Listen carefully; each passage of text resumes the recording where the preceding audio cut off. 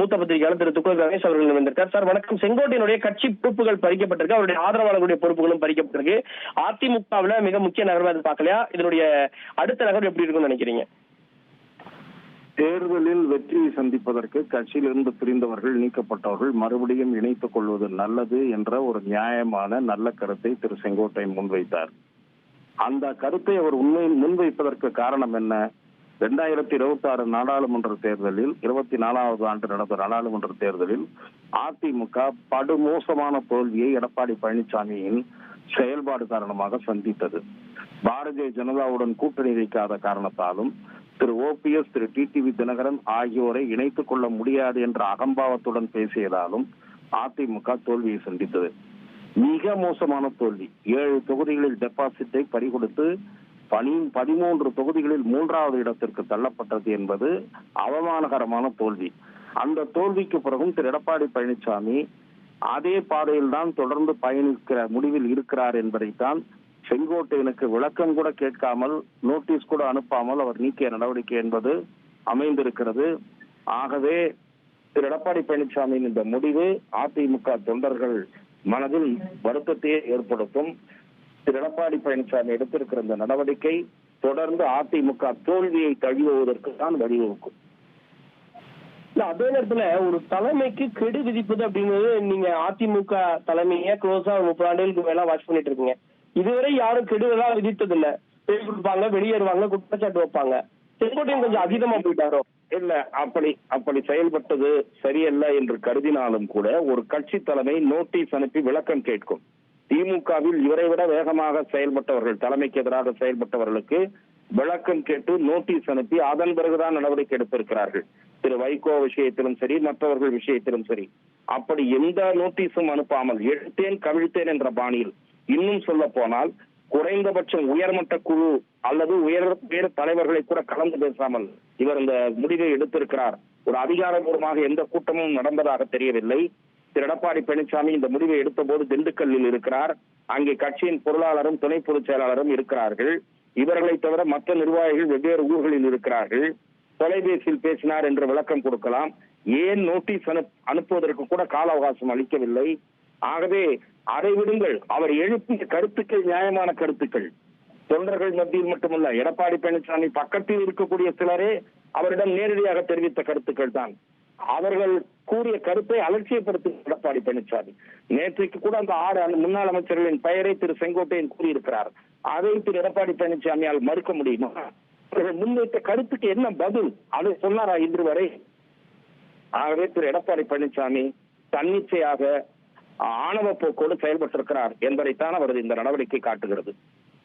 அடுத்தடுத்து இந்த முன்னாள் அமைச்சர்கள் ஒரு 5 பேர் இருக்காங்க, அவங்க எல்லாம் குரல் கொடுப்பாங்க. ஃபர்ஸ்ட் செங்கோட்டையன் வந்தாரு அப்படின்னா பலரும் பேசின நிலையில இனிமே யாரும் ஒற்றுமைக்கான குரலை உள்ள இருந்து கொடுக்க முடியாது தானே இந்த நீக்கத்தின் மூலமாக?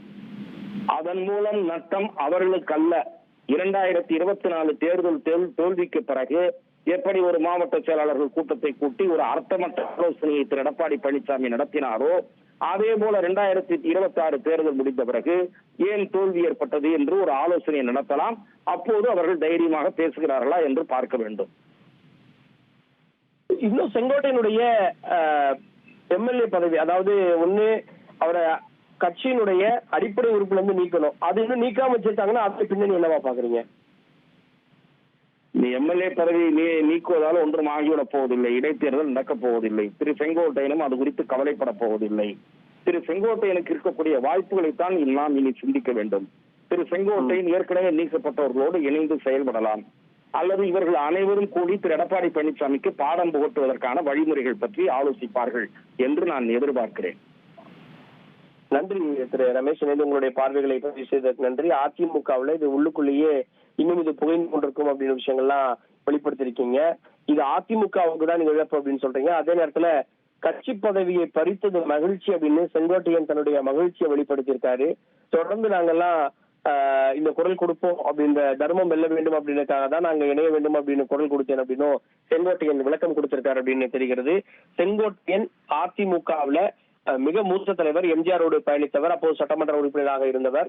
அதுக்கப்புறம் ஜெயலலிதா அவர்கள் அவருடைய பிரச்சார பயணங்கள்ல மிக முக்கியமாக அந்த பிரச்சார பயணத்தை வகுக்கக்கூடியதிலே மிக முக்கிய பொறுப்புகள் இருந்தவர். அதையும் தாண்டி கட்சியிலிருந்து சிறிது காலம் அவர் ஓரங்கட்டப்பட்டு வைத்திருந்தாலும் கூட திரும்ப பிரச்சார பயணம் அப்படின்னு வந்தா அந்த ரூட் மேப் போடுவது அப்படின்றது செங்கோட்டையுடைய பொறுப்பாக இருந்திருக்கிறது. அதை தாண்டி ஈரோடு மாவட்டத்துல அசைக்க முடியாத ஒரு சக்தியாக கிட்டத்தட்ட 50 ஆண்டுகளாக அவர் இருந்திருக்கிறார். அப்பேற்பட்ட நிலையில இப்போது செங்கோட்டைய கட்சி பதவி அப்படின்றது 2 பதவிகளுமே, அதாவது மாநிலம் தழுவிய பதவியாக அமைப்பு செயலாளர் பதவி, மாவட்டத்துக்கு அப்படின்னு ஒருங்கிணைந்த மாவட்டமாக ஈரோடு இருந்த போது ஒரு மாவட்ட செயலாளர், இப்போது 3 சட்டமன்ற தொகுதிகள் சேர்ந்து ஒரு மாவட்டமாக உருவாக்கப்பட்ட பிறகு கூட ஒரு மாவட்ட செயலாளர். அப்படி அவருடைய மாவட்ட செயலாளர் பொறுப்பும் கூட இப்போது பறிக்கப்பட்டிருக்கிறது. அவரோடு சேர்ந்து 7 அவருடைய ஆதரவாளர்களுடைய பதவிகளும் கூட பறிக்கப்பட்டிருக்கிறது. அவர்கள் கட்சியிலிருந்து நீக்கப்படுவார்களா அப்படின்ற கேள்வியும் இருக்கிறது. கட்சியிலிருந்து நீக்கப்பட்டாங்க அப்படின்னா செங்கோட்டையன் எம்எல்ஏவாக தொடர முடியும், அவர் யாரோடு வேண்டுமானாலும் சேரலாம். ஆனா இன்னும் 7 மாதங்கள் மட்டும்தான் தேர்தலுக்கு இருக்கு அப்படின்ற அடிப்படையில் செங்கோட்டையனுடைய முடிவு உன்னிப்பாக கவனிக்கத்தக்க ஒன்றாக இருக்கிறது. அதிமுக்கிய விவரங்களை அனைவருக்கும் புரிய வைக்கும் பாட்காஸ்ட்.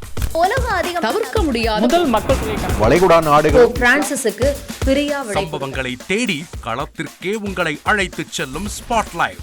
அங்க இருக்கக்கூடிய கள விவரங்கள் என்ன? அமலாக்கத்துறை கடந்த 5 வருஷமாவே சார் எனக்கு ரொம்ப பிடிக்கும் அவர் வர்றதுக்காக. எங்களுடைய நியாயமான கோரிக்கை. Even at the cost of stopping. பார்வையாளர்களையும் செய்திக்குள் பங்கெடுக்க செய்யும் மக்கள் குரல். 50 ரூபாய் எங்களுக்கு தண்ணிக்கு ஒரு தீர்வே இல்லங்க 10 வருஷமா. எங்களுக்கு சரியான ஒரு விடிவு கிடைக்கவில்லை. 60,000 ஏக்கருக்கு தான் கேட்கிறோம், பிச்சை கேட்கறாங்க.